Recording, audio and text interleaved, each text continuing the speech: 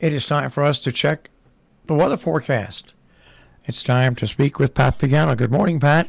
And good morning. And what says you? I says me that I like the weather. Well, aside from that, how did all your tests go? Well, that's the whole thing. I didn't expect to take a lot of tests the day before yesterday, but it wound up being from about 12 noon to about 5:30 to get all the tests done. And I just, when I got home, I said, I'm not going to be able to go in tomorrow. I'm just physically beat up because I had like 5 or 6 tests done. And so I just said, you know what?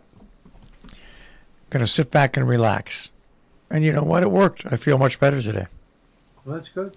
What was the reason for the test to begin with? Well, because I've got bad knees. Everybody knows I still have bad knees, and one of the knees, one of the legs,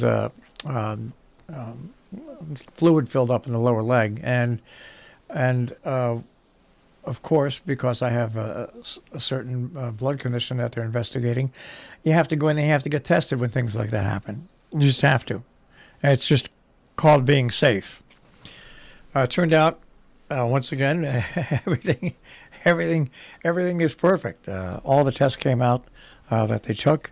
So it was 5.5 hours to find out that this is just a natural thing that happened, and you don't have to worry about it.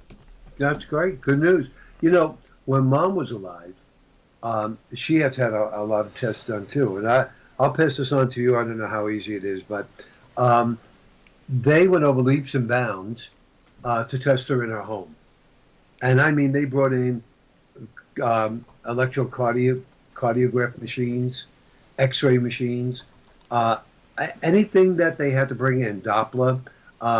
There were mobile machines, and they were able to wheel these machines through the garage into a living room because she was right there on the level. And thank goodness a lot of it was done at home. You should look into that and see how many of your tests could be done at home. Now, these had to be done there. They had to be done there. They were specialized tests. So, but that's okay. That's okay. At least you got a little break. Yeah. You got a little break from working. I wish you'd get a little break from this humid and stifling weather, but there's no break coming for us until Thursday of next week. Wow. So, some sun with a chance of a gusty thunderstorm this afternoon. Any of these storms could produce strong winds, heavy rain, hail. So, not everybody will get them, as we have seen, 85 to 90. Any thunderstorms will end early tonight, mid-60s. Saturday and Sunday, partly cloudy, humid. A late thunderstorm either day in the middle 80s. Partly cloudy, humid, maybe a thunderstorm Monday, 90, and about the same Tuesday. I'm pretty sure we'll have a more widespread shower thunderstorm activity Wednesday, and then finally the front will go through, and it'll get a little bit cooler and drier, just as September rolls in on Thursday. All right. So we're into once again, the dog days have decided to reprise. Yeah. And they're with us now, real. This really is dog day weather. Oh, yeah. No doubt about it. No doubt about that. And tropic-wise, well, we do have a weather system, a tropical wave near the Windward Islands. That's going to work into the Gulf of Mexico. And we'll talk about that in a second. There's another one off the African coast. We'll have to see what that does. That will be much later on. This one into the Gulf of Mexico will happen for next weekend, Labor Day weekend. Initially, the American model of the GFS was taking the system toward the southern Texas coast. Today, they're moving it a little further west, and they're moving it into Louisiana. So that by the Tuesday after Labor Day, what's left of it is over Missouri, believe it or not. Missouri, of all places. And, when they got a lot of rain, the last thing they need is an ex-hurricane to move into their area. So we will be watching that, and we'll see what happens with the other one that's off the Cape Verde Islands. But remember now, this one here, near the Windward Islands, if it does develop, it'll be given the name Danielle. So that'll be Danielle. If the other one develops, it'll be given the name Earl, as in Duke of. Earl. Right, right. Or as they would say, and I won't mention the borough, but as they would say in some boroughs of New York City, make sure you fry the cutlets in Earl. Earl, that's right, Earl. Yeah. Well, I've got a friend who just moved to Missouri. He's got a great job there as a news director. He hosts an on-air shift talk show, and he's out in the Ozarks. Wow. And he loves it out there. And people have said to him, well, what are the winters like in the Ozarks of Missouri? What are the winters like in the Ozarks of Missouri? They could be extremely changeable. I mean, they can go from 70 degrees to 20 degrees and a hot drop. And rain could go to ice and snow. I mean, they could get brutally cold. They could get very mild in the wintertime. So, yeah, I think being there is 10 times more changeable than it is in New England. Because we always say in New England, if you don't like the weather, wait a minute. Well, in Missouri, if you don't like the weather, wait a second. So is it weather a lot like Denver? Because Denver, when they go through the winter, but you can play golf courses stay open year round because there's plenty of days where it's 55 to 65, 67 degrees. But then, of course, then again, they also have those days where they get cold and snow. Right. I think it's different, a different climate from Denver because Denver, big influence of Denver are the mountains, the Colorado Rockies. And Missouri doesn't have to worry about that. It's as flat as could be. So there's no background scenery in Missouri, is what you're saying. No, just the Golden Arches. It's like Florida. Yeah, exactly. Yeah, if you want to see alligators. By the way, what I thought was absolutely outstanding. Did you see the dinosaur footprints that they discovered in Texas? Yeah, and the lake bed. That is incredible. They said it's the longest trail of dinosaur footprints possibly in the world. Now, and they estimate that the dinosaurs were about 1 to 2,000 tons. So what? How could they tell? Maybe that was a recent dinosaur. That would be interesting, wouldn't it? Godzilla.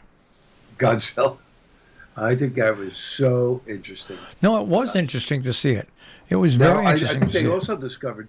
Did you hear they discovered a skeleton of a dinosaur in Portugal? Yep. Yeah. Yeah. So kind of interesting. You know? You know what I hope they do with those footprints while they're still there.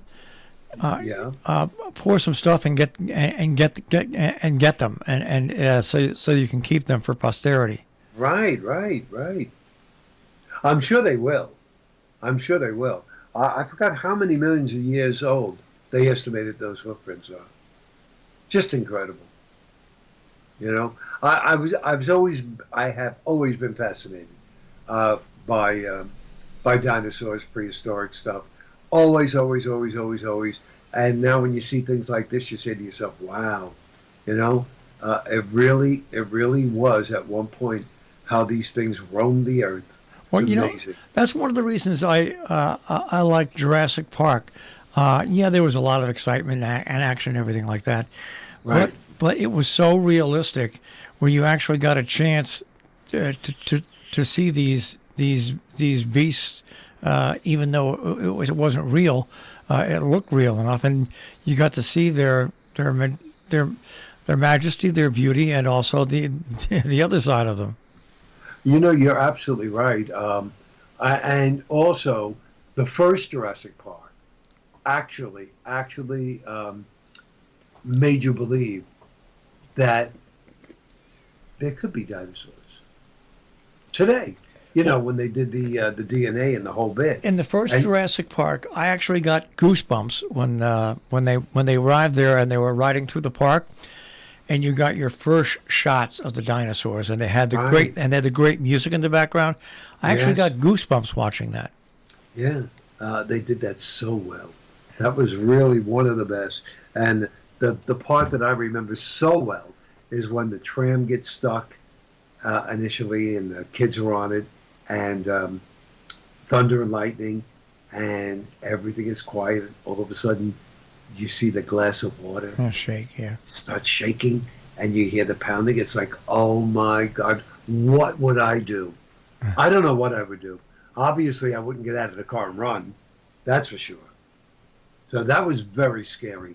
Very, very, very scary. And I would assume we're going to have more Jurassic Park movies, huh? Even though the trilogy is over, or whatever they call it. Even though that whole big thing is over, somebody's going to come out with another one. Well, they will, because it's like Godzilla movies and King Kong movies.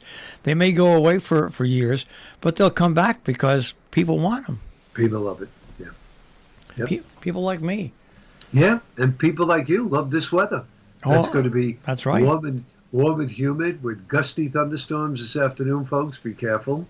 Maybe a late day thunderstorm Saturday and Sunday, and Monday as well. And again, very warm, anywhere from 85 to 90 degrees by Monday. Now, are you videoing this weekend, or are you just No, this is the last weekend to put all the finishing touches on the set, get everything ready, and then we start shooting next weekend. And it should be not as big a shoot, right? Just a couple of weekends. No, it's probably going to take the entire month of September. Wow. Because it's 3 episodes. All right. Altogether, I think there's 50 scenes in 3 episodes. And it really does depend on how people know their lines. You know what I mean? The better they know their lines, the quicker we move. If they slouch, well, it's going to take a little more time. But Yeah. I look at it from this standpoint. This will be the last year they'll have to go through this. All right. Well, have a good weekend this weekend. You do the same. Feel good. Be safe. And we'll see you Monday. All right, Pat. Take care. Okay. Bye-bye. Pat Pagano this morning in the Weather Center with a check on our tri-state forecast here on the Breakfast Club on Robin Hood Radio.